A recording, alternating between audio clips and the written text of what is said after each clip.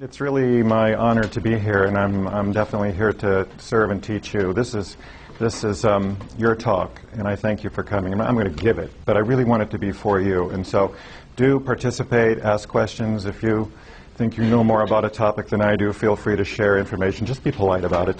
Don't make me look stupid or anything like that. But no, seriously, some of you, I will learn things today from you, and hopefully you'll learn some things from me today too.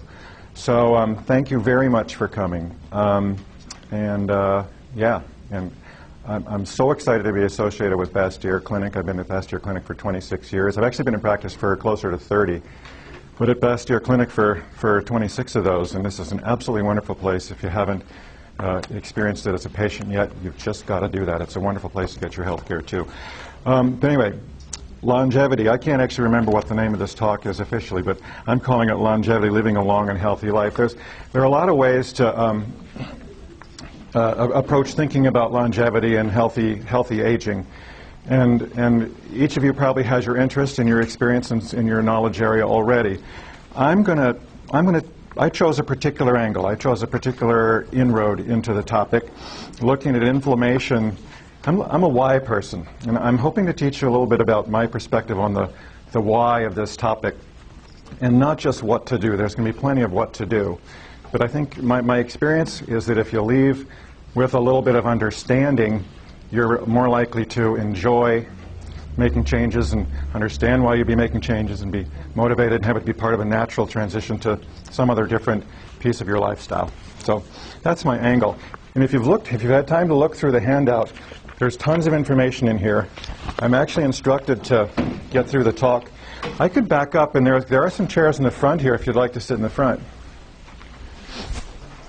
My instruction is to keep my talk to an hour today, which is, I'm really long-winded and a poor limit setter, so that's just going to be a great challenge. And I think that my crew will forgive me if I run a little over, and hopefully you will too. I've got way too much information and enthusiasm to cover everything I'd like to talk about in an hour.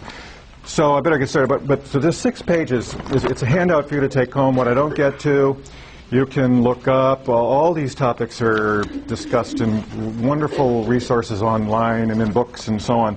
There are plenty of experts around. You'll notice if you got a chance, if you got here early and glanced ahead, that in the back is a section on nutraceuticals, or supplements, vitamins, special nutrient supplements, for that in one study or another, or in many cases many studies have been shown to promote longevity or healthy aging in one way or another.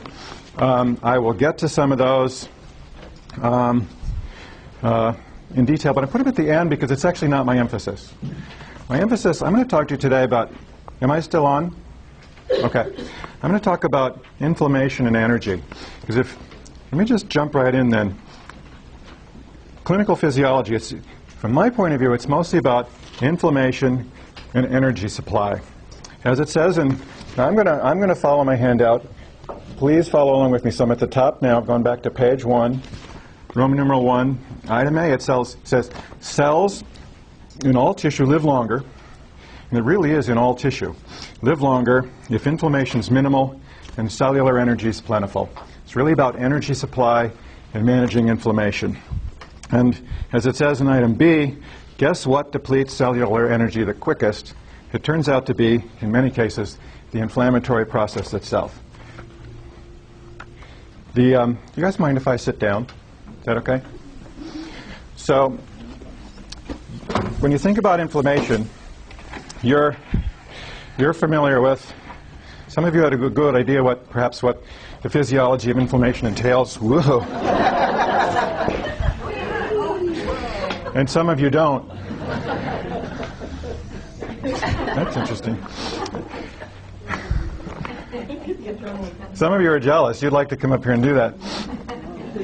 Anyway, when you skin your knee, pretty quickly it turns red around the place it's skinned, and probably the next day it'll be even redder around the skinned area. That's actually, that redness and sometimes swelling and discomfort is an inflammatory process.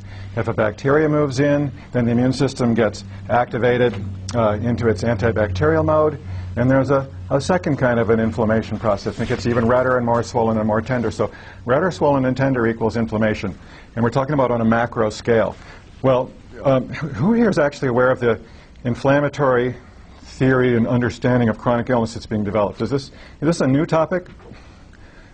Who's not aware of it? Just to give you an idea. All right.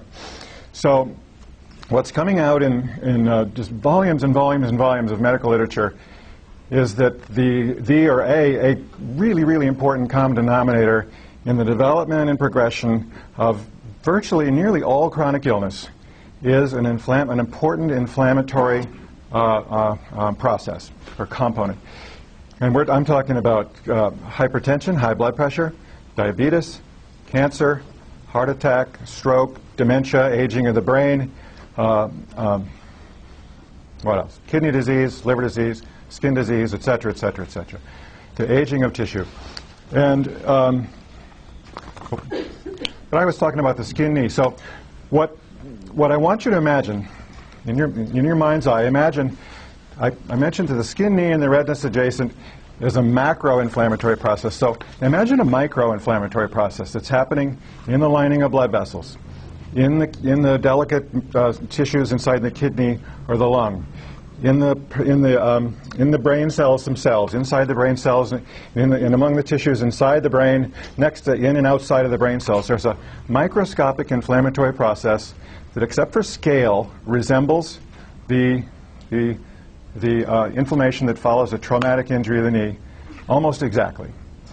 And it turns out that this inflammation is one of the, it's a compartment or a task of the immune system, the inflammation and repair system. It's the immune system's job to come in and repair injured tissue, whether that tissue has been injured by trauma, skinned my knee, a toxic chemical that was in the food I just ate or the air I just breathed, a virus or a bacteria, a terribly, terribly stressful period in my life.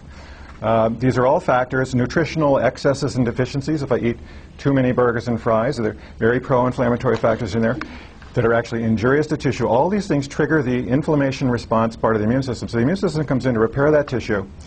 And the process itself is a little bit damaging, if you will, at a microscopic level. It's just like, imagine carpenters coming to repair a room that's got a hole bashed in the wall. Well, first you've got to cut out around the broken part, which requires enzymes and very powerful cells that it can actually, there's some damage that occurs in this process of inflammation repair. And so when this happens, you with me so far? You've got it. Cut out. I think surgery, when you say that, don't say cut out. Cut out? Okay, I won't say cut out ever again this morning. But if you can imagine that some cells have actually been injured when I skin my knee or at a micro level in the lining of my blood vessel or whatever because I eat too much fish and there's too much mercury in my diet. If a cell is injured, the inflammation repair part of the system does come along and have to remove the damaged and now injured cell, et cetera, et cetera. So, Where does that damaged cell go? It's broken into little pieces and hauled off, and much of it's recycled, and some of it goes out in stool and urine as waste or sweat as waste. Much of it's recycled. The body's, isn't it marvelous? It's absolutely marvelous. And so, but when this process is happening at a micro level, the end result is good. Inflammation and repair gets us to a good place. But when it's happening chronically at a low level, because of chronic virus, I'm going to talk about a whole bunch of, you get the idea. It really turns out to be that it's about managing inflammation and energy supply, because a cell that has lots of energy is available, the currency of energy at a biochemical cellular level is able to cope with these stressful processes of injury and repair and duress much better, to hold up longer under duress. Does that all make sense, more or less? All right. So this is my take on the, I'm going to call this the common denominator think of, so what is it that promotes healthy aging and longevity? It's whatever helps the body manage inflammation at a tissue cellular micro level better, and whatever helps the cells have an available energy supply to cope with the stress of that process is going to equal longevity, healthier cells in organs and tissues over time. And when I look at the whole field, that's what I see. When I look at the why of the physiology and what's really going on, if you take that away, then this is going to be dynamic, and you'll understand why then all the rest of this unfolds. All right? So, as an example, I've started out by So just a little bit down the very first page. The first box here says activities that reduce cortisol in inflammation on the left, inflammation promoters are included on the right. And I snuck the word cortisol in there, by the way, because in general, where there's stress, there's cortisol. I'm not going to talk about that. I'll talk about it a bit as I go on. And also, you're all aware of the positive benefits. It seems like most things that are good for us are antioxidants, right? Antioxidants this, antioxidants, and they really are. Antioxidants are wonderful, and that is because this whole process at a micro level of inflammation, repair, or trauma, or whatever, that I'm telling you is going on in the lining of the blood vessels that we now understand it's the inflammation that causes the blood vessels to constrict and people to develop high blood pressure. You with me? So, what was I going to say? Antioxidants, thank you very much. You'll be a big help to me. This will happen 3 or 4 more times. The antioxidants, it's really oxidative processes are a huge portion of what causes the injury. You know, I talked about these powerful cells and powerful immune repair chemicals come in that are part of the inflammation repair process. A lot of the damage that occurs during this good process of repair is oxidative. So it turns out that antioxidants are maybe the most important group of nutrient factors that counter and help the body manage this inflammatory process. Did that make sense? You follow that? So what does oxidation have to do with inflammation? Many of the inflammatory processes or consequences are oxidative. A lot of what is damaging to the cells are oxidative processes in this whole milieu, this whole situation. Yeah, great. Good. I have to go off on another little tangent. I'm very prone to tangents, and hopefully you'll find this as interesting as I do. But we're going to talk about, I mean, you all have heard about quercetin and bioflavonoids and coenzyme Q10 and blah, blah, blah, and all these wonderful nutrients. Coenzyme Q10 is not a great example. The proanthocyanidins from blueberries and pomegranate juice and some of the things I'm going to get to at the end. The reason that these nutrients are so... Oh, never mind. I'm going to save that. I'm going to save it till I get there. That was the wrong time to go off on that tangent. So back to the table. Activities that reduce cortisol and inflammation. What a surprise. Sleep. Getting adequate sleep. And there isn't a single thing on here that you can't Google online, or better yet, go to PubMed, the medical database for Library of Congress, and find article after article on, or at least one good article, but in most cases numerous articles.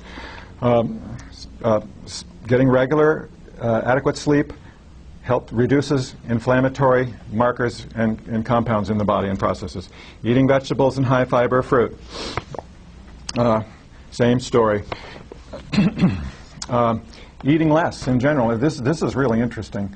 We're certainly in North America anyway. Many of us are an overfed population, and one of the things that the longevity research is the clearest on is that calorie restriction, just eating less on a regular basis, will predictably produce longer life, cellular life, and tissue life, and whole organism life than virtually any other intervention that's been studied. Isn't that interesting? Just eating less.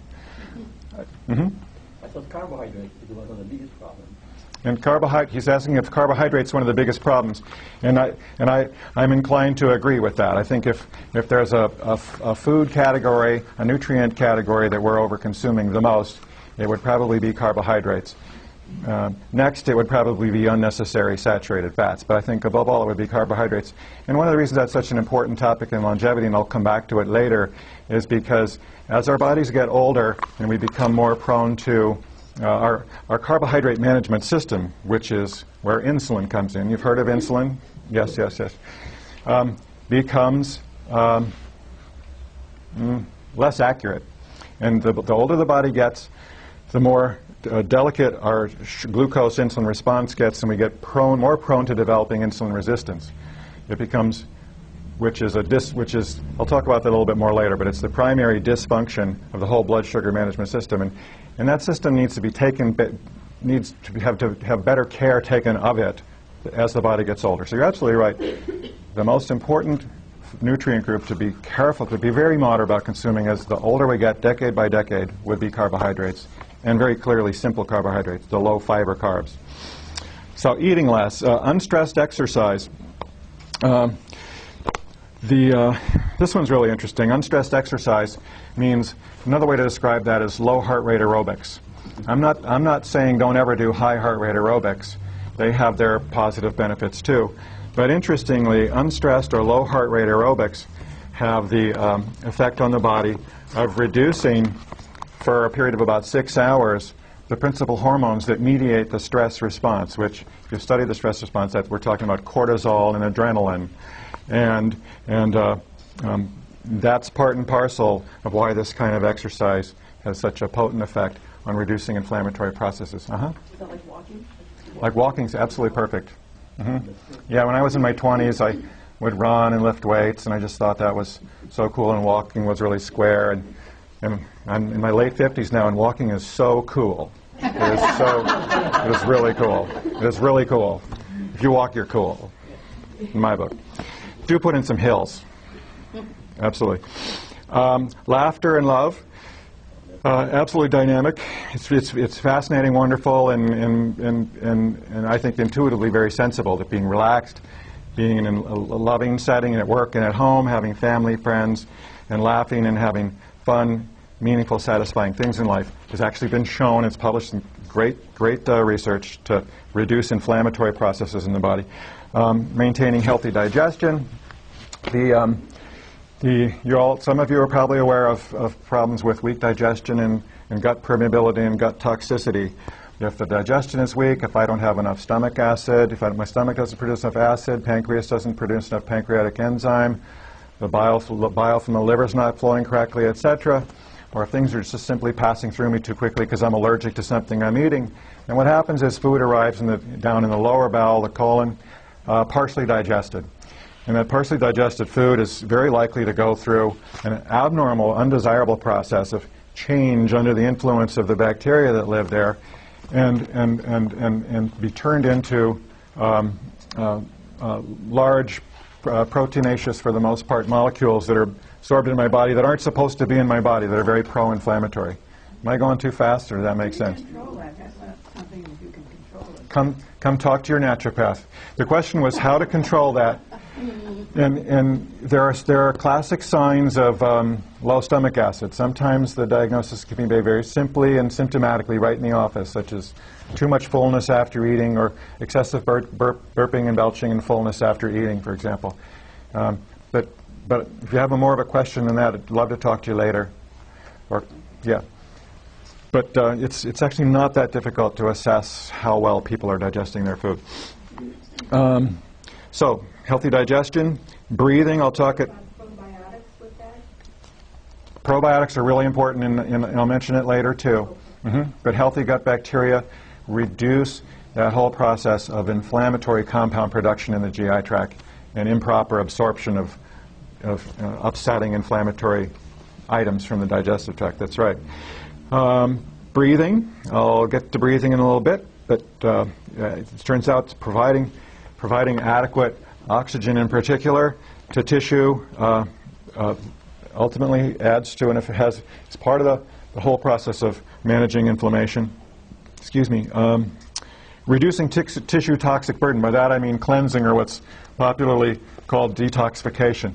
So cleansing on a regular basis and keeping the body's total toxic load to a minimum through regular healthy eating and living and regular sweating, and I'll go over that in a little bit too, is part of controlling the inflammation incitation process, a very important part.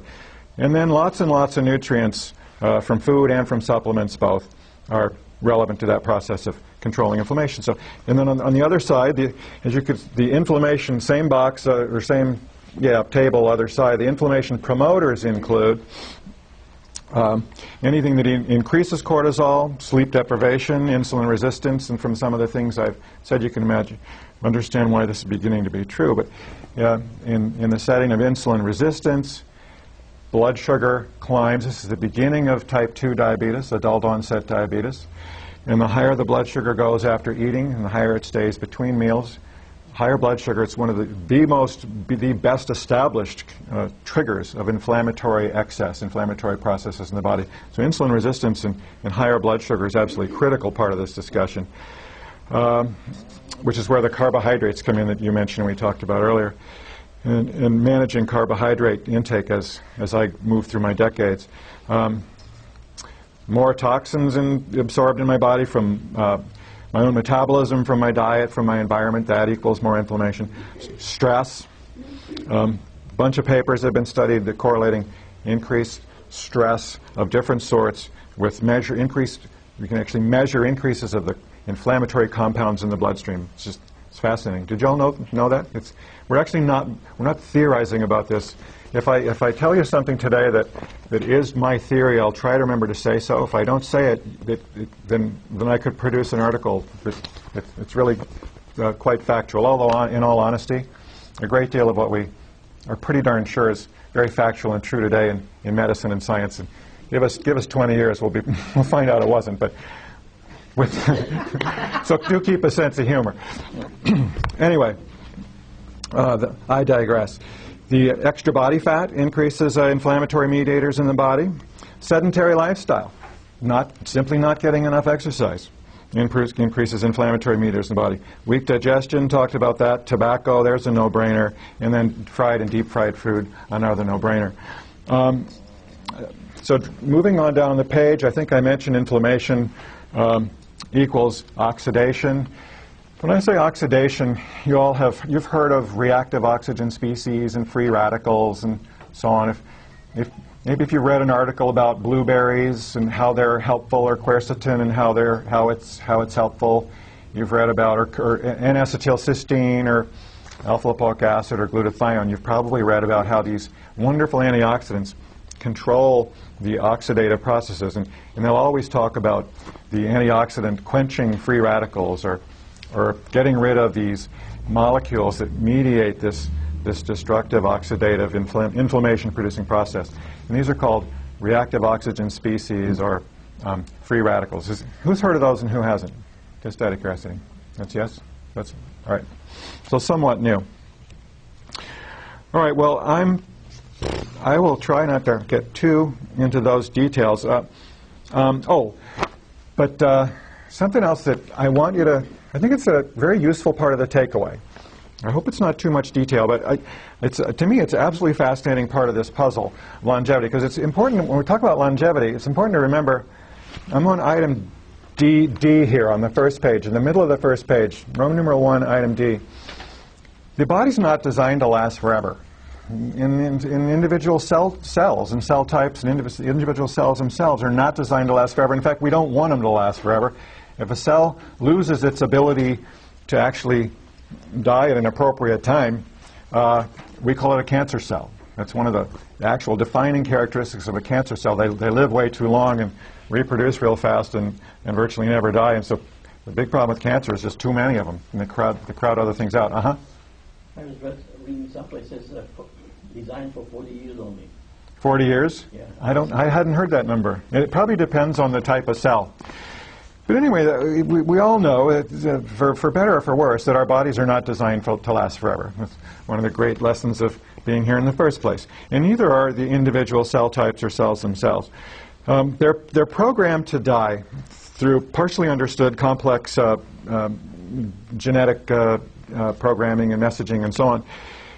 And that is called apoptosis. Some of you have probably heard that word, maybe a lot of you haven't. It's a very, do you see that word, apoptosis? It's one funny word, isn't it? Would anybody like to say that word out loud? Does anybody know whether, I'm actually not sure, is it apoptosis or apoptosis? I've heard it many, many times both ways. Ptosis means something that fails, but I don't know the first, the prefix. But Yes. Yes. You know, the Yes. suffix means falling of some sort. Swelling. Demetrius is from Greece, so you may know the Greek roots. You don't have to- Yeah. Anybody else need a lesson in Greek afterwards? But anyway, I'm going to say apoptosis because I feel funny when I say apoptosis, but that might be more correct. Although maybe funny is good. Anyway, but apoptosis is a natural process of cell death. The point is that we want our cells to last as long as they're supposed to, and when they die early, that's not such a good thing. And that when they last a long time, that equals longevity. It lasts a long time appropriately. Yeah. So, as you can imagine, then putting together what I've been speaking about, too much inflammation and oxidation, and not enough energy supply, equals early apoptosis, early programmed or natural cell death, if you will. Cell loss. And cumulative cell loss equals tissue loss, equals organ loss and organ malfunction. So back to the beginning then. I'm on F. I'm on F. When you're using the term energy here, Yeah, what do I mean by energy? Thank you. When I'm talking about, because I've been saying over and over and over that one way to look at it, I think a good way to look at it, is that longevity of tissue is produced by controlling inflammation and making sure that the cells have abundant energy supply. And what I'm talking about is at a cellular level. I'm talking about the chemistry of energy. And if you took high school chemistry and remember, at some point you studied a molecule called ATP. And if that was a traumatic experience in itself and you've blocked that out, then you're forgiven. I hope you passed the course, and if you didn't, you're still forgiven. But in any case, ATP stands for adenosine triphosphate, and I've got that spelled out later on. But ATP is a molecule it's the currency of energy in the body. The phosphorus, it's an adenosine molecule with 3 phosphorus molecules attached to it, and you know phosphorus. Phosphorus is what's in matches. Strike a match, flame, hot. Nature uses phosphorus to store energy. In our bodies, it's a brilliant system, and our bodies do too. In this 3 phosphorus molecule called ATP, the cells make it. And a cell that it's made by groups of series of enzymatically driven processes requiring special nutrients and proteins. B vitamins, magnesium are an important part of that. Virtually all environmental or synthetic chemicals that get into our body, whether it's a toxic metal or a volatile organic compound from the paint that I've just put in my house, or the vinyl chloride that's off-gassing from my new car, all these things interfere with the production of ATP at a cellular level. And they all also incite inflammatory processes in my tissues. You with me? So, and viruses do that too, and so on. So anything that slows down that ATP or energy-producing machinery would be disrupting the energy creation system. Does that make better sense now? All right. You're welcome. And like I said way back in the beginning, the inflammation itself, because of all the trash that's produced and heavy stuff that's going on, often winds up being hard on the ATP production process, and it depletes ATP, or energy, because it takes a lot of cellular energy just to cope with the duress that's going on in the cell at that moment.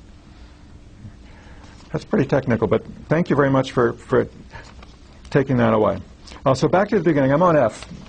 Excluding acute trauma and poisoning, it's fair to say that cells die early. Well, I kind of just said this, when they can no longer make enough energy to keep up with cleaning and repairing themselves. And that's a simpler way to look at it. If you've kind of got a headache from all this stuff I've been saying, just remember this. And again, for the most part, it's chronic inflammatory and oxidative challenges inside the cell that drain the energy supply. So, and then G, this one's kind of a summary. It's important, so I put an underline under it. Limiting inflammatory process and extends the life of cells. And helping cells make more energy extends their life too. All right. Little bit more of the physiology, and then we'll get into some of this stuff. Genetics do play a role. Some people are born with genes that help them cope with all the environmental viruses or environmental chemicals or whatever, stress, emotional stress, better than others. But I'm not going to go into I think I'm going to just give you a little overview of I and J. There's a subject called epigenetics here, which I'm in. And if you're interested, you can Google on that and read more about it. That's what I and J are about. But what this is saying is that all of us have genetic messages that help, stored in our DNA, that help us live, our cells and tissues live longer, cope with these various stresses, tissue stresses better, and all of us have genes that code for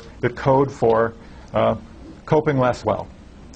Genes that make us, if they're turned on, make us more susceptible to developing high blood pressure, or more susceptible to not managing inflammation well, or more susceptible to developing a cancer.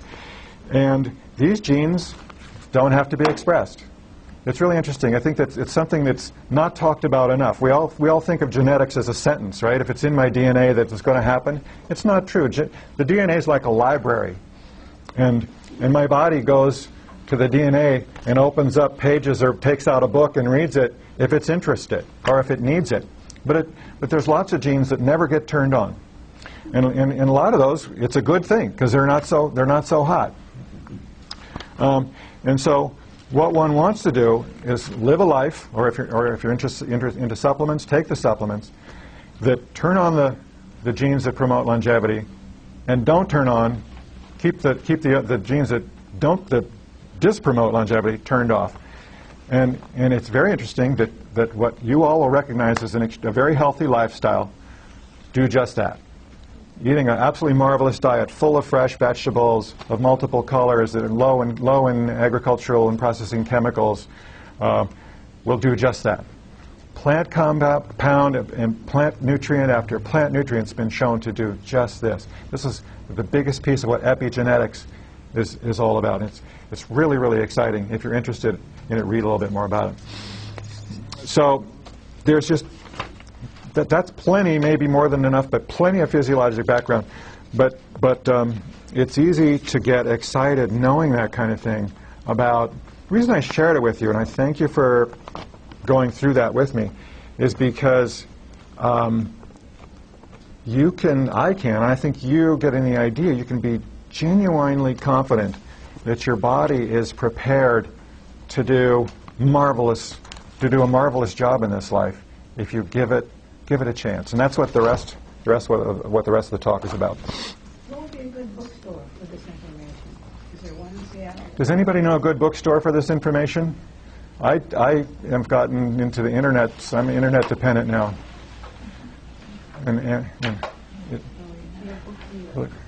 We have books in the dispensary. Thank you very much. All right, so we're on page 2. I forgot to say, we're on page 2 here. Roman numeral 2, what we call the determinants of health. The determinants of health is a term that naturopaths use a lot, naturopathic physicians use a lot. These are the behaviors. You see the very first one. These are behaviors and habits that we can choose to adopt to whatever extent that have a principal determining effect on our health. That's why it's pretty straightforward. That's why we call them determinants of health. The first one, I'm going to talk about sleep and exercise and breathing and etc. Not a surprise, but I hope I'll say some things that are provocative.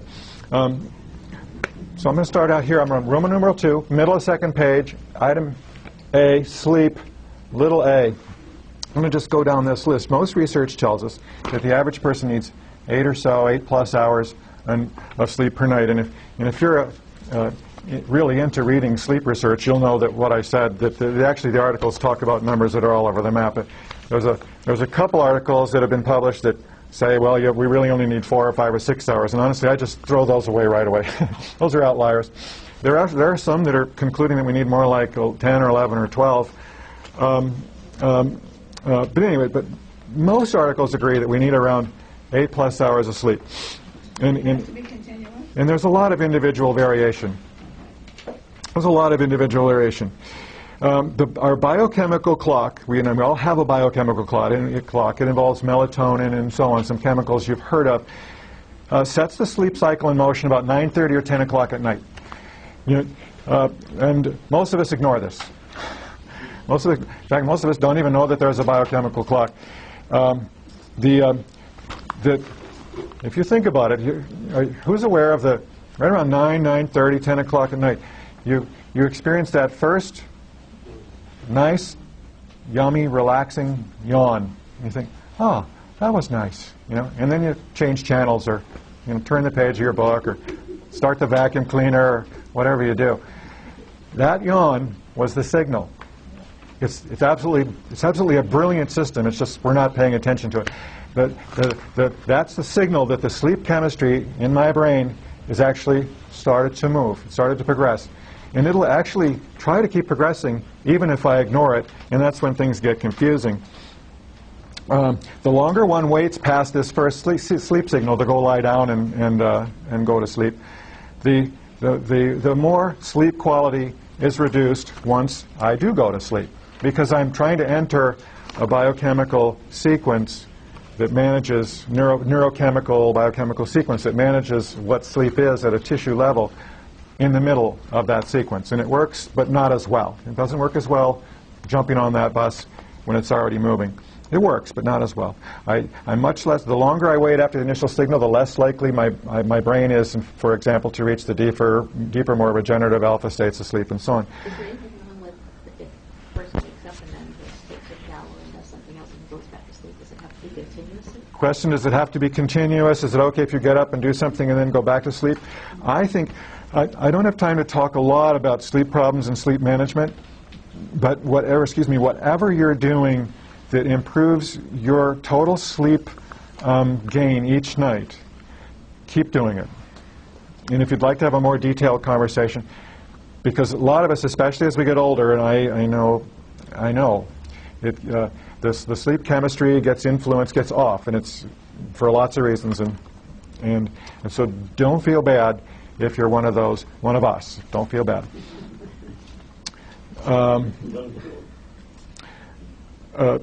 I do mention some sleep aids at the bottom here, and I won't go over them in much detail, but there are some sleep aids at the bottom.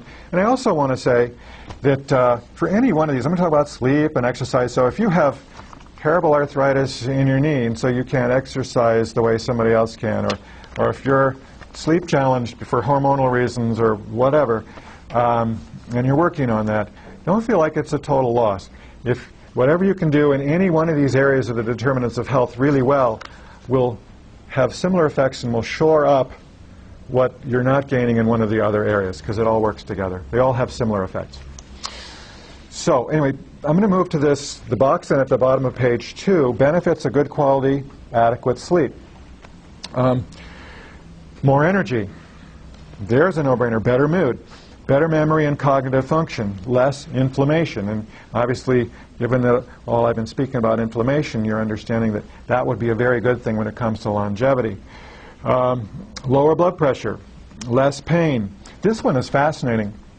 It turns out that if I'm chronically sleep deprived, my brain will actually turn up the amplification on the center in my brain that interprets pain messages, receives and interprets or evaluates pain messages from the nerves out here in my body. So if I have an arthritic knee, or if I have fibromyalgia and an achy muscle, or whatever it may be, if I'm chronically sleep deprived, the pain center, interpretive centers in my brain actually will evaluate a higher level of input, and it's all about interpretation and reception, than if I'm not sleep deprived. Does that make sense? Isn't that interesting? So this is fairly new, just in the last few years that we've learned this. If I get good quality, adequate sleep, my body will secrete more growth hormone, more testosterone. And actually, it doesn't exactly probably secrete more growth hormone, but it secretes the growth hormone in a more correct way that involves some large surges that create peaks in the middle of the night while I'm asleep. And we're not quite sure what these peaks are for, but it looks like those peaks may be necessary to do some of the important work that growth hormone does. Growth hormone, by the way, and those of you who are actually into the whole hormonal angle on longevity management may even know more about this than I do. But growth hormone is a wonderful, wonderful potent hormone that is made by the pituitary gland that that brings about increased muscle mass, increased bone mass, increased various tissue functions. It's a hormone of building and longevity, very much a hormone of building and longevity, which is why so much of the medical approach to longevity now involves growth hormone and growth hormone research. Has anybody here actually been looking into that at all? You don't have to admit it if you don't want to. Yeah. All right. Mm-hmm. But our brains do produce growth hormone, and so I'm here to tell you that actually living a healthy lifestyle, including managing as normal a sleep cycle as you can, will actually increase your body's production of growth hormone naturally. And you may address it, but what is the purpose of the testosterone? I mean, I understand it as a male hormone. Yeah. What is the function of it in women? Yeah. Thank you very much. Testosterone, women's bodies make some testosterone too. It's made by your adrenal gland.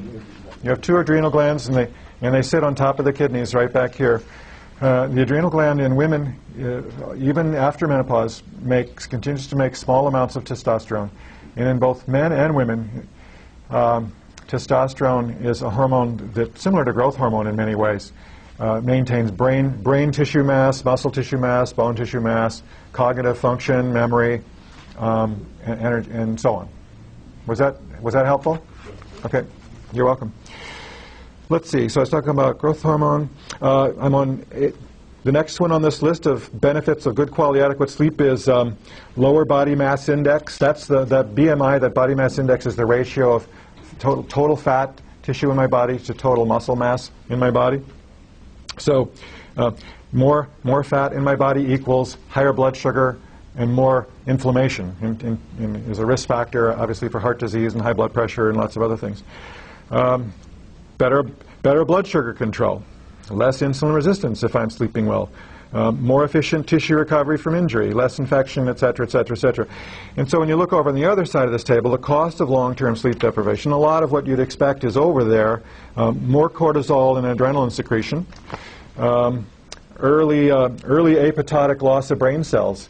This is interesting. It's thought that that's an influence of the stress hormone release that occurs when I'm chronically sleep deprived. From the body's point of view, not getting enough sleep is a stressor.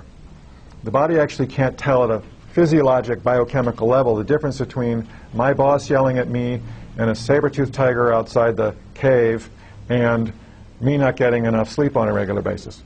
The hormonal response is the same. The body secretes a lot of cortisol and secondary adrenaline. And some of you have studied that. Have you all looked into cortisol a little bit? What do you think about naps?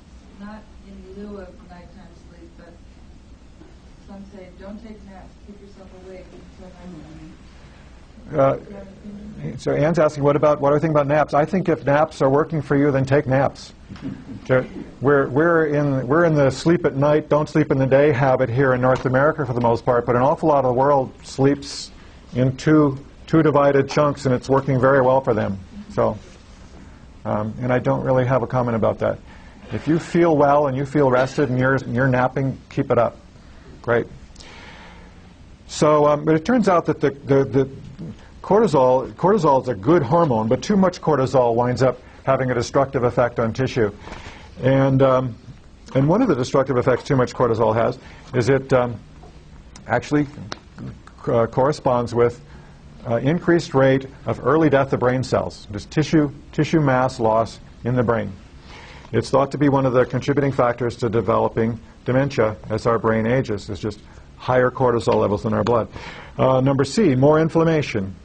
Number D, I said this already, more pain, heightened pain perception, more depression, decreased memory and cognition, reduced muscle mass, you get the idea. More insulin resistance if I'm tired all the time, if I'm not getting enough sleep, higher blood pressure, on down. Oh, the last one on the list, L, is interesting. I just read in an article earlier this week as I was preparing for this talk. Over here it says, increasing breakdown of collagen fibers in the skin and skin aging. You with me? You see where I am here? And if you're at all vain like me, and I'm not accusing you of anything, I'm saying that well, it's not my highest priority. I'm noticing my skin changing, and not that I'm doing all that much about it, but I was fascinated to know that other than eating a pretty darn good diet, I'd like to say, but which as we go along here, you're getting the idea is a very powerful thing to do. Fascinating. I did not know that being chronically sleep deprived increases the breakdown of collagen fibers in the skin and accelerating the process of skin aging. And they're doing studies and showing that you can acutely sleep deprive a person in a matter of minutes or hours, start to see observable physiologic and color and blood perfusion and different changes in the skin. You know, isn't that interesting? Just absolutely fascinating. So, and I've got some more in here about good things that are good for the skin too. For not that any of you care, I'm the only vain one here, but all right. So we're on page 3. You saw me flip page 3, moving along to exercise.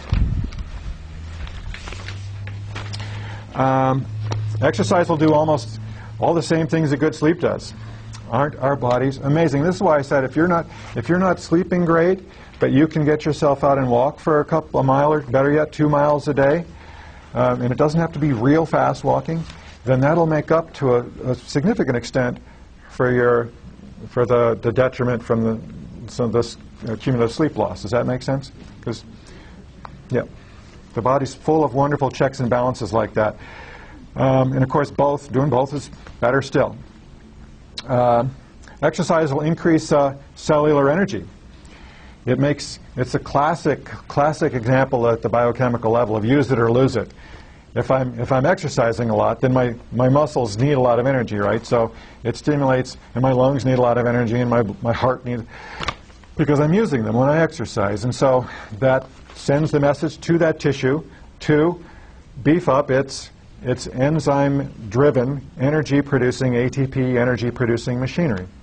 And tomorrow and the next day and the next day, there will be more available ATP or energy inside the cell. Does that make sense? Because I exercised today and last week. Exercise increases the number of muscle-to-nerve intersections. It does it in about 8 hours. That's absolutely wonderful. I kind of have to speed up, so I wish I could tell you everything about this, but it increases the number of muscle-to-nerve cell intersections, and it starts to do that in about 8 hours after I exercise.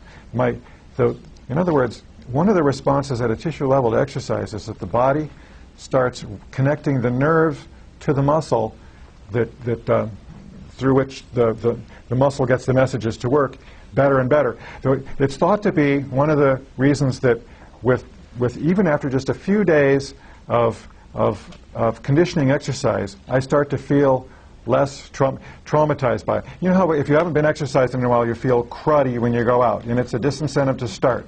So maybe this is the takeaway. Know that within 8 to 16 hours after the first time you exercise, you get off the couch and start. Your body will start to actually rearrange its relationship between nervous system and muscle and produce more ATP energy inside those muscle cells. Within a few days of keeping it, this actual tissue level conditioning starts to shift over rapidly, and you'll get through that difficult period and feel better and better as you do it.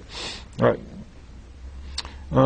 Exercise increases sleep quality and normalizes sleep chemistry. Exercise actually is one of the better things and most natural interventions that's actually been shown to correct that sleep biochemical cycle sequence I mentioned, that's if it's become disrupted. Improves mood and happiness, increases secretion of endorphin hormones. These are hormones secreted by our brain that improve mood and immunity and help the body, in fact, control inflammation. Very powerful inflammation controllers. Reduces cortisol. I'm on F now, and under exercise I'm on F. Reduces cortisol and adrenaline output. This is really interesting. I talked earlier about low heart rate versus high heart rate aerobics. High heart rate aerobics, again, would be power weightlifting or running wind sprints repeatedly. And I'm not saying don't do that. I'm just saying we were really, I suppose, surprised, and then after a while not surprised about 10 years ago when the papers were published that showed that people that focus, probably overly focus on high heart rate, very challenging, aggressive exercise, get just as much hypertension and just as many early heart attacks as people who don't exercise at all. Because high exercise, that very challenging exercise, does not bring about this wonderful stress reduction that I'm talking about in item F here, item F, that low heart rate or gentle aerobics brings about, which is for about 6 or 8 hours after you take that walk or you get on your treadmill. You just keep your heart, by low heart rate, I mean keep your heart rate below, it depends on your age and your conditioning, but below 100, 115, 120, 125 at the most. And if you're older, you just want to use a lower number. It'll reduce these stress, inflammation promoting hormones for a period of 6 or 8 hours every time you do it. It's absolutely marvelous. Reduces blood pressure and heart rate, increases oxygen delivery to tissue, and induces sweating, which is an absolutely marvelous route out of the body. My specialty, Seth mentioned it really quick, but longevity is actually not my specialty at all. My specialty, or one of them anyway, in the Bastyr Clinic upstairs, is depuration therapy or detoxification therapy or cleansing therapy, about diagnosing and managing in my patients the relationship between chemicals they're exposed to in the environment and their health, either preventively or a health issue that one has at the moment. And it's so absolutely wonderful. Virtually every toxin studied, which includes some 13 toxic metals that have been studied, and volatile organic compounds and insecticides and so on, they all come out beautifully through the skin when we sweat. There was actually a paper published a few years ago that I dug up that compared people that worked at a factory. I can't remember if they were exposed to, it was either mercury or PCB. It was one of those two because at work. And they took two groups of people from the same factory with the same level of exposure on a day-to-day basis. And they were chosen, one group of people exercised to a sweating point, they vigorously enough to sweat, I think it was 2 or more times a week, and the other group didn't. You with me so far? And they tracked over time the quantity of whatever toxin it was they were being exposed to at the factory in their blood. And the group that wasn't sweating accumulated it over time at a rate, the curve at a slope. In other words, it went up and up and up in their body. And the other group accumulated a little, but it was much, much lower. And the only difference in their lifestyles and everything they could find was this exercise habit. And does that make sense? Is this good news or what? Absolutely good news. It's marvelous. So, absolutely. Get that stuff out. Because like I said earlier, all that stuff, these poisons have both direct injurious toxic effects on tissue and then secondary or indirect effects by inciting the inflammatory destructive processes I've been describing. All right, so I'm going to move along to breathing. Can I ask you a quick question? Uh-huh. So if you're laying down in a sauna, Uh-huh. nothing but sweating, is it equally? Thank you very much. Question is, does sauna work? Do you have to be exercising and sweating for this to work? And the answer is any kind of sweating has been shown to do the same thing. Sauna works absolutely marvelously. Hot tub works great too. The one problem with the hot tub is that then a lot of the toxins are in the water, and now I'm kind of swimming in that, which sort of bothers me. But Yeah, I'm just curious. I know that sometimes I do pretty good at doing aerobic exercise, but I don't sweat much. How do you get yourself to sweat more? yeah, the question is about what do you do if you don't sweat well, and come up and ask me afterwards for more detail about that. But in simple, almost everyone who is a non-sweater, if you will work at it in a sweat promoting environment, whether it's with exercise or better yet, I would use a therapeutic thermal chamber. I would use a sauna or something, and you can talk to me. But we've seen it in patient after patient after patient. If you'll work at it slowly but surely, your skin will regain the ability to sweat or gain it for the first time, almost always. So breathing, relaxed whole chest breathing. And by whole chest, I mean you've been taught that a relaxing. Different people at different times have focused on belly breathing, and belly is important. But we've learned in biofeedback training that we've taught belly breathing so well that a lot of people are trying to do a relaxed breath, and and all that's going out is the belly, and the chest isn't going out. I'm sorry, I just banged my microscope. I mean my microscope. What's this called again? Microphone. Yeah, but what you want is your a relaxed breath. You want your chest and your abdomen to expand. So nice and slow. The whole thing. That's wonderful. I'm going to do that again. No, I'm not. I got too much to talk about. But increasing delivery of oxygen to tissue, including the lining of blood vessels, will cause vasodilation. It'll actually vasodilation means widening of the blood vessel, increased delivery of blood, nutrients, oxygen, healing factors to the downstream tissues. Actually having ultimately an anti-inflammatory effect. There is a legitimate anti-inflammatory effect to regular deep breathing. And of course, you know about its lowering blood pressure and so on. It's been shown, actually, it's marvelous. One doesn't have to breathe like that intentionally every second of the day for this to work.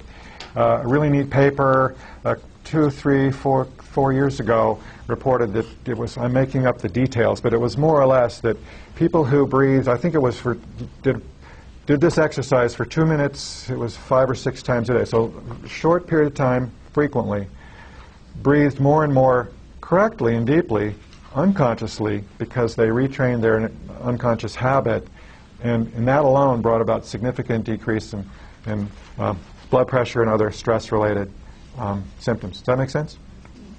Absolutely marvelous. I talked about happiness earlier. I'm going to jump right over that one, but not because it doesn't deserve it, but I think you all understand it. And interestingly, there are papers being published that are speaking about longevity and people who have more healthy, happy social life and family life and interconnectedness in society and community and so on. It's really cool. All right, the next page is my basic cleansing diet. Instead of filling up a page with specific individual tidbits about different dietary constituents and inflammation, what I did, I decided to give you my basic cleansing diet. So this is a diet that I use. Like I said, I do an awful lot of work with patients who have environmentally related illness-related toxic accumulation of synthetic chemicals and metals from the environment. This is the diet that I almost universally use to help the body reduce its burden of whatever, natural or unnatural toxic accumulation. But like it says at the very top, next to basic cleansing diet, in the underlined part at the top, it says, you could also call this the health and longevity promoting diet. And you could call it the cancer, dementia, and heart disease prevention diet. Because if you look at, it's very similar in many ways to macrobiotic diet. It's very similar. It's essentially identical to the diets that have been shown to be helpful for preventing or managing all of these chronic illnesses. Why? Because it's very, very anti-inflammatory, for one. Number two, it's very detoxifying. But ultimately, it's very anti-inflammatory, bottom line. And then it's full of nutrients that help the body, the cells, make energy better. Back to that original premise. Control inflammation, make energy better, tissue will live longer.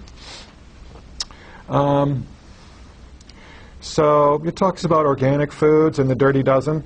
Is everybody here? I'm in the second paragraph here. Is everybody aware where it starts out? Eat organic foods if possible. If you can't afford to eat your diet entirely organic, which is true for most of us, I think the Environmental Working Group EWG.org publishes a list of foods. Of fruits and vegetables and fruits, in order of their total measurable agricultural chemical content, which is absolutely marvelous. The top 12 are called the Dirty Dozen, and if you can afford to eat organic from the 6 most polluted vegetables, or the 8 most polluted, or the 12, whatever, they said so that if you'll it's the peaches this year, and this list is updated every year, but peaches, apples, bell peppers, celery, etc. These are foods that, I don't know about you, but most of us eat a lot on a regular basis. I certainly do. So if I can eat organic, that 12 organic, then I'm avoiding some very large, 70, 80, 90% of foodborne pesticides, because these are the most concentrated vegetables and fruits when it comes to pesticides. So is this list in order? Like if I could only afford Yes, this list is in order. For 2000, I don't know if this is the 2010 list or 2011 list, but you can go, I think it's 11, but you go to ewg.org every year and get it, and they publish it up through 40 or 45, which is really cool. Turns out that number 44 or 5 or whatever it is, are at the bottom 2 are onions and avocados. I was absolutely thrilled because avocados are kind of expensive, and their pesticide exposure is completely negligible. So walk right past the organic avocados and buy the, you know what I'm saying, with a clean conscience. Happy to know. Happy to know. And broccoli, which is an absolutely wonderful healing food that I'll talk about, is way down the list, number, I don't remember, 38 or something. It's great. When you talk about this oxidation on these stuff, dirty stuff, what about if you take the skins off first, to the apples? Yeah, so what about if you take the skins off first? So you could do that, and if you took the skin off, you would certainly be missing a lot of the pesticides. But you wouldn't be missing them all, because most of them are oil soluble and will make their way through the skin into the pulp.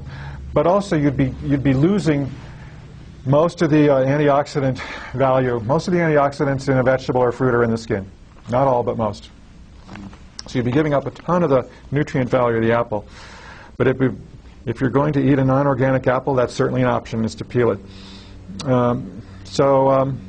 But wanted to point out that vegetables and fruit, I'm in the next paragraph here, my prescription for an ultimately healthy diet is to make 60 to 70% of the bulk of your diet healthy, mixed color vegetables and high fiber fruits. That's a big target, but I promise you it's doable. And the older my body gets, the more important it is for me to do that. Because remember, we talked about carbohydrates earlier. If I will do that, then I'm so full I can't actually overindulge in complex or simple carbs. It works out beautifully. Why? Because that's where all the fiber is, and I'm full. So I'll let you read through this in detail on your own, but a couple more points to hit. The next paragraph is about cabbage family vegetables. The cabbage family vegetables contain at least a couple compounds that enhance cellular production of energy, of ATP, that are cofactors, a couple of marvelous compounds that vigorously support that enzymatic machinery and help it work quicker, better, and just be more present, that produces ATP, or energy, inside the cell. They're absolutely marvelous. Everybody, we should all be eating a serving of vegetables from this family at least once a day, and nothing wrong with 2 or 3 times a day. Absolutely marvelous healing foods. And that includes bok choy, and it's quite a large family. I was reading about the nutrients in kale and that chemical. Kale's in that family. And it said that they were goitrogenic, and it freaked me out, and I thought, oh, Yeah. I'm not going to stop. Ann's asking about, what about the fact that these are goitrogenic, mean that there is a compound in the same family of foods that is weakly thyrosupressive. And since I don't have time to elaborate, I think it's a minimal concern. I still eat them. Yeah. If a person has hypothyroidism and is trying to manage their hypothyroidism, which means weak thyroid, without hormone, then it's probably a consideration. For people who are not hypothyroid, it's a non-consideration. It's irrelevant. And for people who are hypothyroid and who are on medication, it's irrelevant. Does that make sense?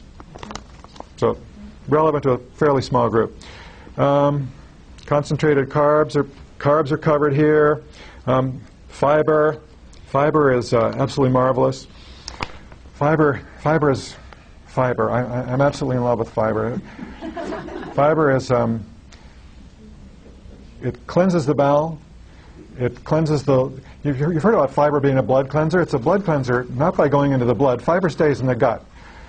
One of fiber's great values is that the fiber in the meal I just ate, about 2 hours later, is right down here, about 8 inches into my small intestine, just after my stomach, where the bile drains from the gallbladder. And it's all timed. It's timed. The body's really smart. It comes down about 2 hours after 8. Why? so that the toxic material in that bile, because this is an excretory product, toxins that my liver has culled out of my blood and is excreting in the bile, will encounter that fiber. The fiber is a sponge, soaks up that toxic stuff, and takes it on out with my stool. If I'm eating a low-fiber diet, that doesn't happen, and the large majority of those toxins that my liver went to all that trouble to excrete just get reabsorbed. So the bile-cleansing effect of fiber is not direct. It doesn't go into the blood. It's indirect through dramatically reducing the reabsorption of liver-excreted toxic material, which includes mercury and all kinds of fuel, petroleum breakdown products, and volatile chemicals and insecticides and all kinds of stuff. First over here. So I'm just curious that the new range is, raw and with all the enzymes that need to stay intact with the vegetables so that you can really get what you need from them. But what about if you're cooking broccoli or cabbage or any of those things, are you still going to get sort of like the oomph that's going to help you make the ATP? So the question is not about fiber, but it's about ATP. Do cooked vegetables promote the production of ATP and energy as well as uncooked vegetables? In general, yes. As long as you're not overcooking them in water that you're throwing away, and a lot of their nutrients went into the water and you threw the water away, say. You know what I'm saying?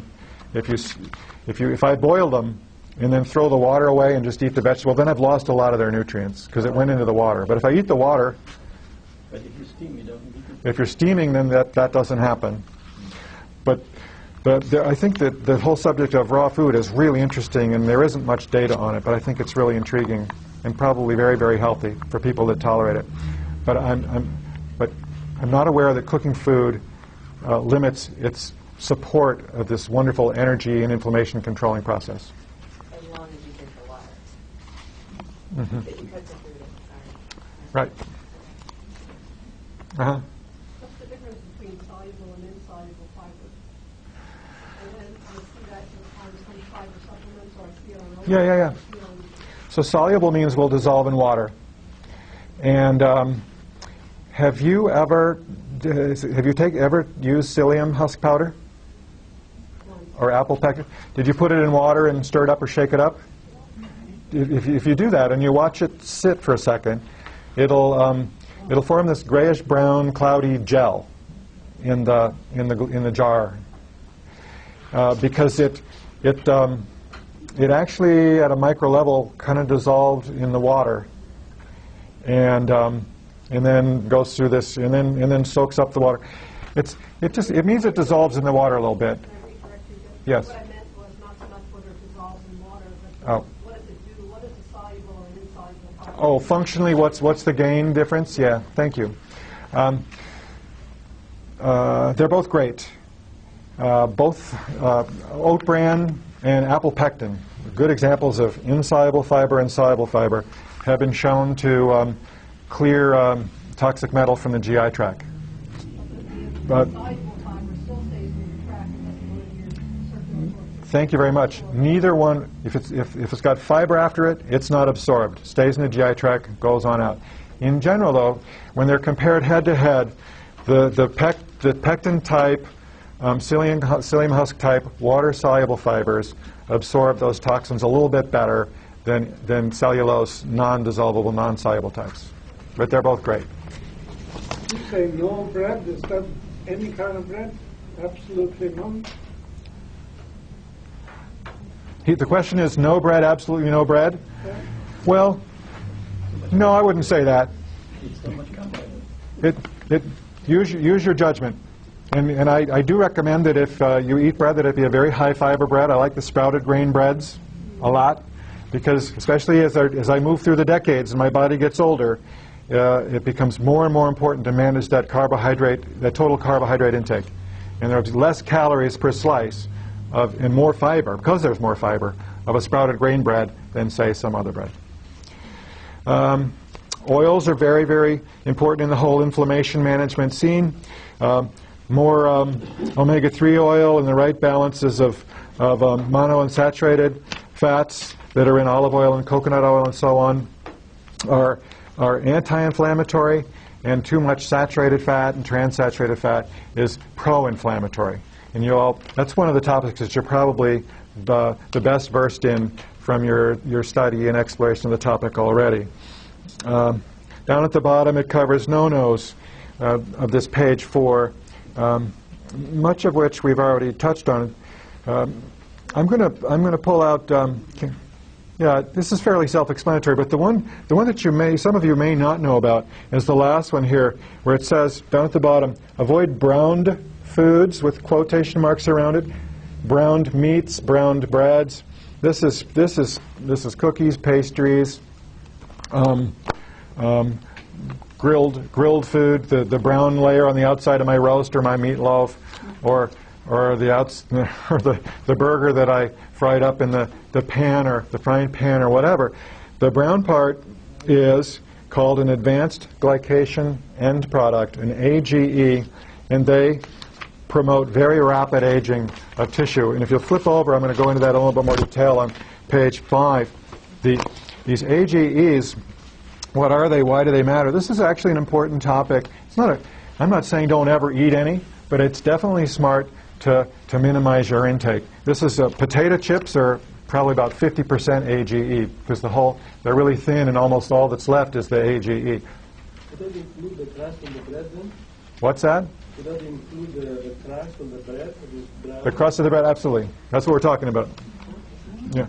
So if you're one of those finicky children that wouldn't eat the bread crusts when you were little, that I used to think were really weird, well, I want to say I apologize. You were right. You don't like tuna fish because of the mercury? Because I noticed you didn't like when you listed the fish. Right. I think eating tuna, especially the steak tuna, is a really risky idea these days.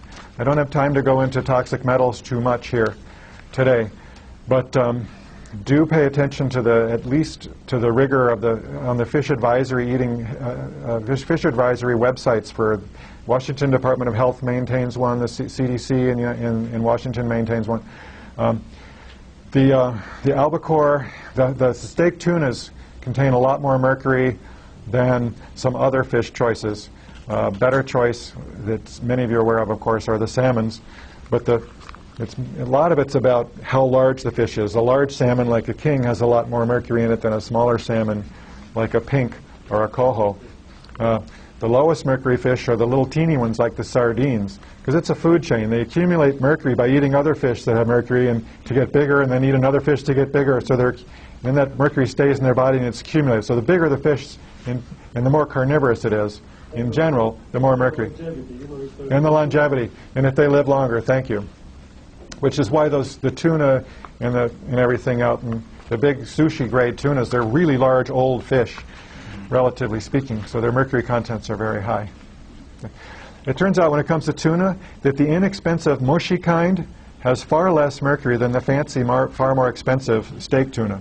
So if you can eat tuna, do eat the mushy kind. And eat it with a lot of fiber, because, like I said, the fiber will soak up much of that mercury and keep it from being absorbed in the first place. So eat it with an apple or some psyllium husk powder. Doesn't that sound yummy? I didn't mean mixed together, although you could, I suppose. Anyway, advanced glycation end products. Could we have a recipe in the next magazine? Oh, we have a request for a recipe here. We'll see what we can do.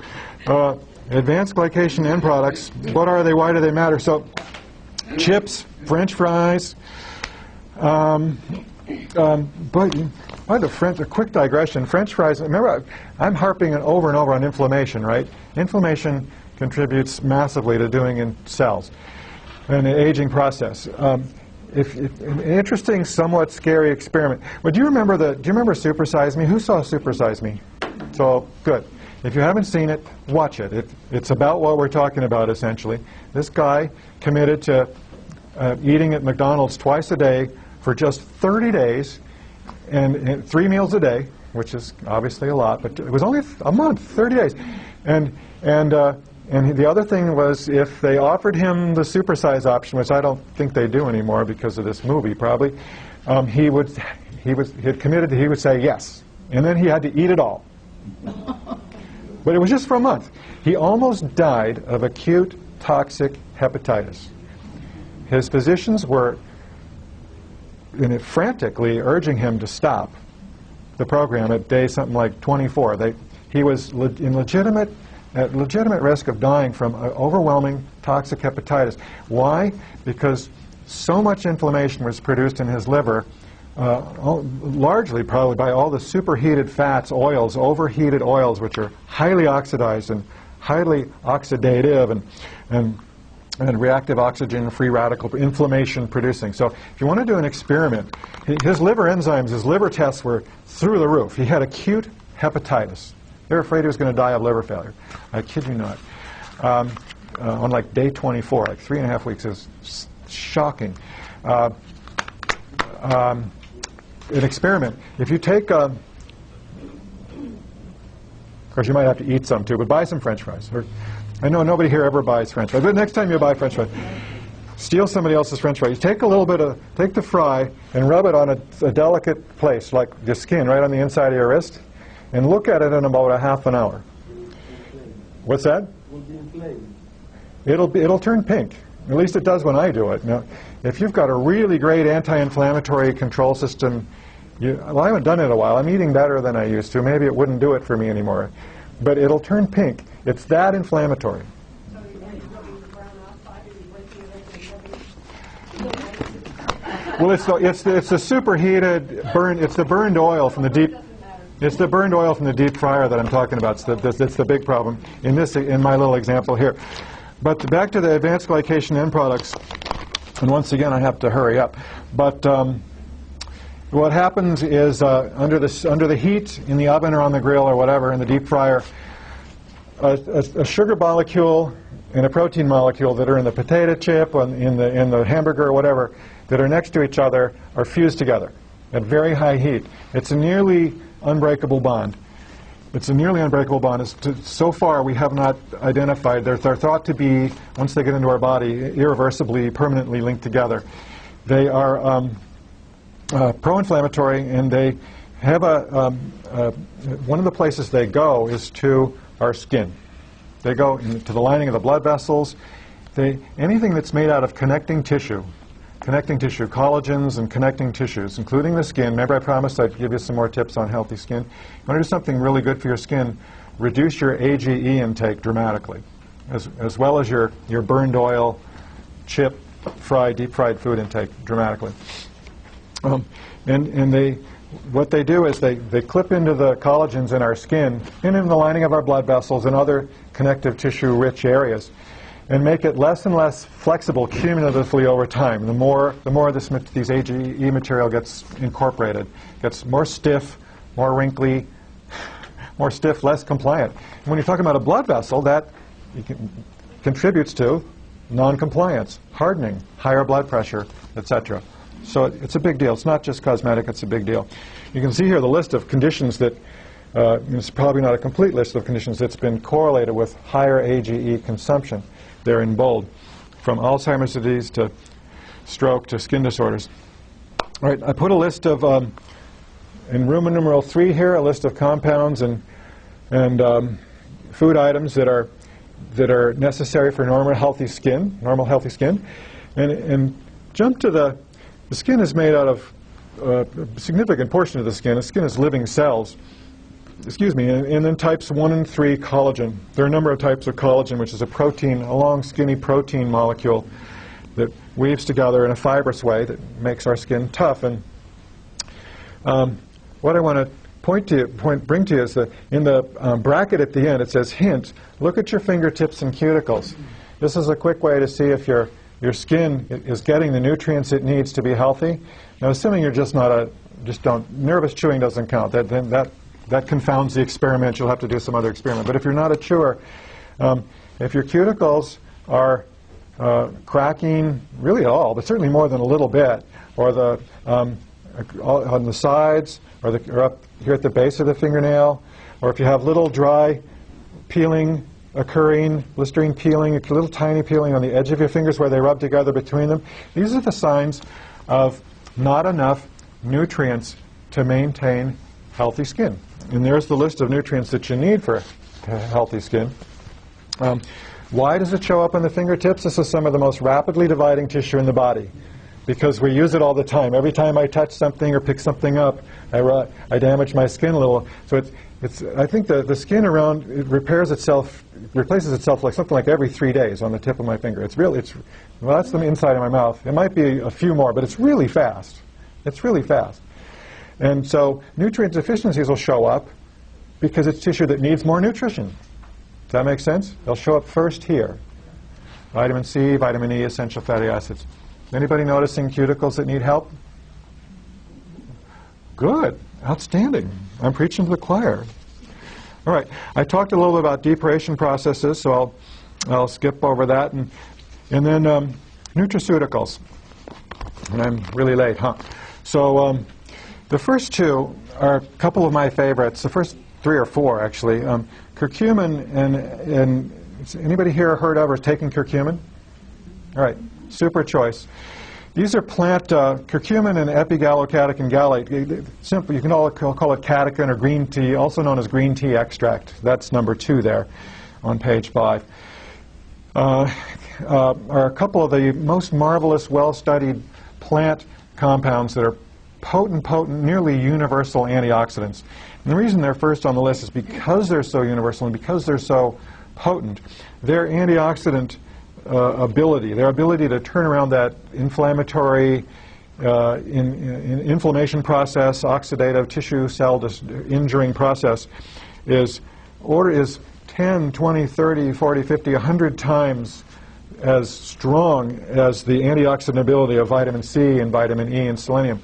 Those of you who are my age were around in the 70s when we were reading Adele Davis and so on, and getting really excited and eating wheat germ and going to the cooler at the health food store and getting our vitamin E, and that was a good thing to do. Don't mean to be dissing vitamin E. Vitamin E is wonderful, but these plant compounds, it turns out, are orders of magnitude more powerful antioxidants and tissue protectors than even that. This is a new generation. And the thing I like about that, one of the things I like about it so much is it validates. I'm talking about nutraceuticals, by the way, means what you can buy in a pill. But these two, the reason I'm in love with them is because they really come from food. Now, if you want to get large quantities, you do have to go to a pill. It's difficult to get the quantities that we use to treat rheumatoid arthritis or Crohn's disease or dementia of curcumin or catechin from diet. But combined with an outstanding diet, it's a really powerful one too. Many studies published about both of them. They do everything from control inflammation to slow the progression of virtually any condition related to a chronic inflammatory process. And you heard me earlier say that's almost all of them. Speed up recovery time after stroke. Actually stimulates I'm looking at curcumin here, number 1. Stimulates new brain cell growth. Absolutely amazing. Absolutely amazing. Preventing metastasis of cancer. Actually causing cancer cells to die sooner, to actually go through that apoptotic process I talked about. The data, epigallocatechin gallate is a little bit different. It's, by and large, it's very similar. You can think of it in the same way. Curcumin will actually chelate iron and pull it out of an injured brain cell. Absolutely fascinating. Number 3 is N-acetyl. I forgot to spell it out. I'm sorry. Some of you know what NAC is. It's N-acetylcysteine.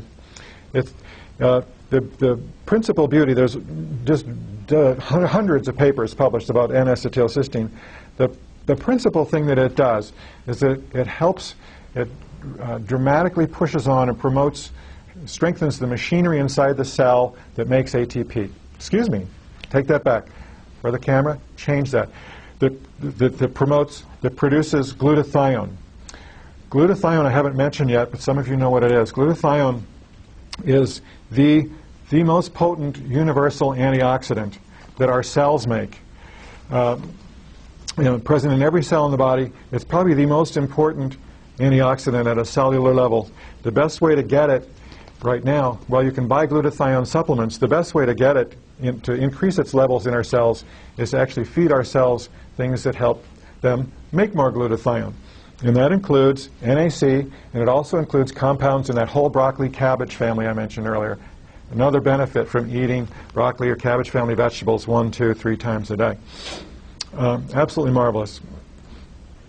Alpha-lipoic acid is both anti-inflammatory and I'm on item 4 here, but it's also a cofactor in 4 enzymes inside the cells that are necessary for making that cellular energy molecule, the ATP. So it's both a potent energy promoter, energy availability promoter, and a potent anti-inflammatory as well. What food do you get that from? What's alpha-lipoic acid? Gosh, what food's it in? I believe, gosh, can I get back to you on that? Yeah, I think no, I don't think so. I think it's in animal products and meats, but I want to say it's in some vegetables too, and I'm going to have to look it up. It's in pills at super supplements. or in our dispensary. And I guess that was a gratuitous plug for, anyway. Probiotics, we talked about them earlier, reducing bowel permeability and reducing bowel toxicity and the ultimate effects that can have on managing or mismanaging inflammation processes in the body. I talked about omega-3 oils. What maybe some people don't know is that you don't have to just eat fish to get omega-3 oils. Actually pretty high levels in walnut and flax, hemp too. I'm sure some of you are taking hemp powders. But also, vegetables are very high in omega-3 oils on a dry weight basis. Now, there's a little bit of a trick to what I just said. Since vegetables are mostly water by far, there's not a whole lot of actual omega-3 oil in any given serving of vegetable, but it's not negligible.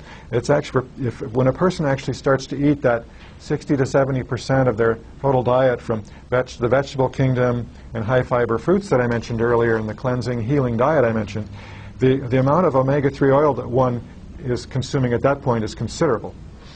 And this is why you've read about how grass-fed meats and wild meats, wild deer, are very high in omega-3 oils. Why? It's because they're eating 100% vegetable diet. Does that make sense? The omega-3s started out in the vegetable kingdom, not something we talk about much. Eat your vegetables, ladies and gentlemen. Pomegranate juice, some of you have read about it. It's absolutely marvelous. The reports that it will slow or even in a significant number of cases reverse a plaquing process in the coronary arteries, reversing coronary artery disease. There are a number of compounds that have been shown to do this. The compounds in pomegranate juice are in the anthocyan group, which are the same compound group family that's in bilberry and blueberry. And some of you are probably already turned on to blueberry family fruits. Very, very wonderful group of antioxidants that are found in the purple and dark red fruits, and are these proanthocyanidins or the anthocyans. Wonderful broad spectrum antioxidants. I put number 10 here. I'm on page 6. You saw me turn the page. I'm on page 6. I put number 10 in as apples, which is sort of my sense of humor and a little bit manipulative, I admit. I don't want you to forget. I think pills are wonderful, but I meant to say this earlier, but I'll say it now. It's never too late. That if you've got a choice between taking a marvelous array of pills, these excellent supplements, these nutraceuticals I'm describing, and the research is fabulous on all of these, and eating that wonderful diet I talked about earlier, eat the diet.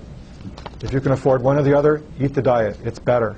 Research is trending that direction, and I think research is going to continue to trend in that direction. We can't beat Mother Nature's plan. It's absolutely marvelous. But if you can afford some of both,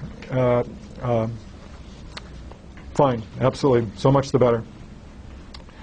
There's you've heard a lot of the neat discussions about red wine and longevity in red wine, and the health-promoting anthocyan compounds that are in red wine that are great for blood vessels and inflammation and so on are some 10 times higher in apples.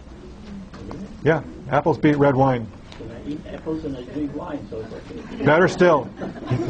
Is it in the skin or in the? It's in the skin. It's in the skin. It's in the skin. Totally in the skin? I don't know about totally, but I suspect so. because these are red and dark red and purple pigments, so I suspect so.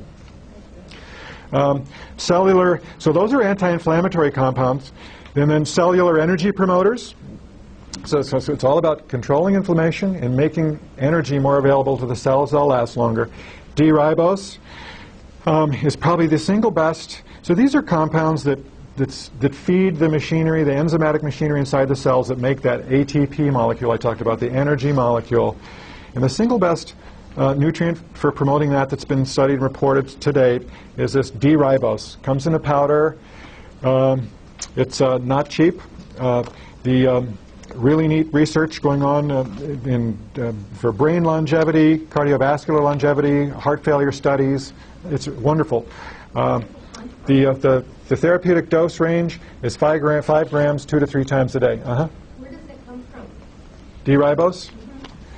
D-ribose is a natural sugar that's as far as I know, available in all biosystems. And this is probably synthesized D-ribose that I'm buying. And it's easy to make. It tastes a little sweet. Do you know what foods it comes from or what? I've never looked. Thank you very much. If you look it up, let me know. jhibbs@bastyr.edu. I called the company that produces Corvalin, which is a well-known beauty ribose, because I was suspecting that it was from corn. It is, but it's not from GMO corn. Okay. And it's some sort of a fermentation process that has to do with corn. Neat.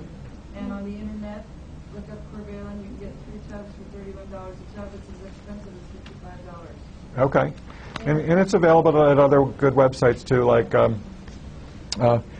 Swansons.com and so on at great prices. Ubiquinol. Ubiquinol is worth knowing about. This is the newfangled CoQ10. A lot of you are probably taking CoQ10 and certainly have read about it. The Ubiquinol has only been widely available for a couple of years, and it's going to replace the ubiquinone Q10 that we've all been taking and that many of you are probably still taking. It's far more absorbable, has a much longer half-life in the blood, it's far more bioactive. It costs a little bit more, but it's far more effective in much lower doses, so you wind up being quite a bit cheaper. Very potent therapeutic doses are in the 50 to 100 milligrams 1 to 3 times a day range. If you haven't switched from ubiquinone to ubiquinol and you are taking CoQ10, do make the switch. Magnesium, I mentioned earlier, it's necessary it's one of many nutrient cofactors along with B vitamins and so on in the energy production inside cells. Where is magnesium? It's in vegetables, green vegetables, especially the leafy ones, and in nuts and seeds, and in all foods, but it's concentrated in those vegetables, and it's also concentrated in vitamin pills. That was a joke. Okay. So, carnitine. Some of you are taking L-carnitine or acetyl L-carnitine, another great ATP promoter. In a couple of papers that have been published in older men, and I believe there's a paper in process with postmenopausal women. It has testosterone-like effects of increasing brain tissue mass, muscle tissue mass, bone mass, cognitive functioning and memory skills, and so on. That's L-carnitine. And it's probably just brought about by its improving energy availability in those tissues, which leads to longevity. Whey protein branched chain amino acids. Number 5. Number 5 is interesting. This is something that's just come out in the last 6 months or a year. That our cells. Does anybody know what a mitochondria is? Mitochondria? A little bit from your cell biology, long ago. This is the little apparatus. It's a little cell within our cells. Within every cell in the body contains a little teeny, what's called an organelle, or a little round apparatus called a mitochondria, inside of which most of these energy-producing processes are run. Not all, but most. That's where most of the ATP is produced, most of the energy is produced. Well, we always thought that if you were born with a limited amount we were born with a finite number of mitochondria, and when they're gone, they're gone. It's coming out in the literature that our cells can actually make new ones, which shouldn't be a big surprise. Yet another way we're figuring out we can repair ourselves. But two of the nutraceuticals that have been shown to actually speed or promote this regeneration of mitochondrial numbers, which, as you can imagine, leads to better energy supply inside the tissue, are this special whey protein branch chain amino acids, and then this other fancy one, pyrroloquinoline quinone, or PQQ. I'm not saying run right out and buy these. Keep your eye on the literature and what you read. This is really pretty new stuff. I'm interested to see how, there's only been a few papers. I'm interested to see how it plays out. I don't think it's going to be dangerous. I think it's going to turn out to be true, but it also wouldn't surprise me that if we don't learn that eating a great diet and exercising well does the same thing. And it's a lot cheaper. Does that make sense? It makes you feel good, too. And then miscellaneous, I've talked about. I'm going to see now on the last part of page 6, fiber. I've talked about that quite adequately, but there actually is research that just shows that people who eat more fiber live longer, as well as the other things I talked about. Vitamin D3 helps both necessary for normal immune function, inflammation control, and brain function. Some of you have probably read about number 3, nattokinase, which is an enzyme that results from slow fermentation of soy products, and very popular in Asia. And it turns out it's a clot dissolver. It's not appropriate to take this one or the next one, the vitamin K2, if you're on blood thinners, i.e. Coumadin in particular, or any one of the newer generation blood thinners. But if you're not on a blood thinner, it has very legitimate clot dissolving effects. We're talking about microclots here, preventing TIAs and strokes. If you're not on a blood thinner but you have a history of TIAs, you might come talk to your naturopathic doctor or read online about this one. It might be a very good choice for you. And then vitamin K2 in large doses, and 45 milligrams a day of vitamin K2. And this is in the MK. I should have written this down, but I forgot. It's not just any K2. It's in the capital M, capital K, dash 4, MK4 form. Has been shown to both reverse the plaquing process in arteries, similarly to what pomegranate juice did, and also increase bone mass, to reverse the osteoporotic bone loss process in men and women in the latter part of our lives. Why? It turns out it's the principal director. Vitamin K2 is the principal director of where calcium goes in the body. It's absolutely marvelous, fascinating, wonderful. Vitamin K2 is the natural product of any fermentation or aging food process. It's in aged cheese, it's in kimchi, it's in miso, it's in sauerkraut. And the longer the product is aged, the more vitamin K2 it contains. Some of the higher natural sources, dietary sources available to us are in North America are the most aged cheeses, for example. But you can't get this quantity, 45 milligrams a day, from just eating aged cheese. This is a boatload. This is a boat. It's found in cheeses in microgram doses. This is like a wheelbarrow full. And but it's interesting. What we're talking about here is redirecting calcium with vitamin K to where it belongs in the body. It'll take it out of the lining of the arteries where it's been put in these calcified plaques that are an important part of the arteriosclerotic process, and put it back in the bone. It'll take it from where it doesn't belong. It'll actually take it from the swollen, knobby, arthritic joint and put it back in the bone, slowly, albeit very, very slowly, which is appropriate. It's fascinating. It's the director and corrector of where calcium is and belongs in the body. Can you take too much? So far, there's no toxicity been reported, but it is expensive. And if you are on a blood thinner, don't take it. So I'm going to quit there, and I'll go ahead and take questions. And thanks so much for coming.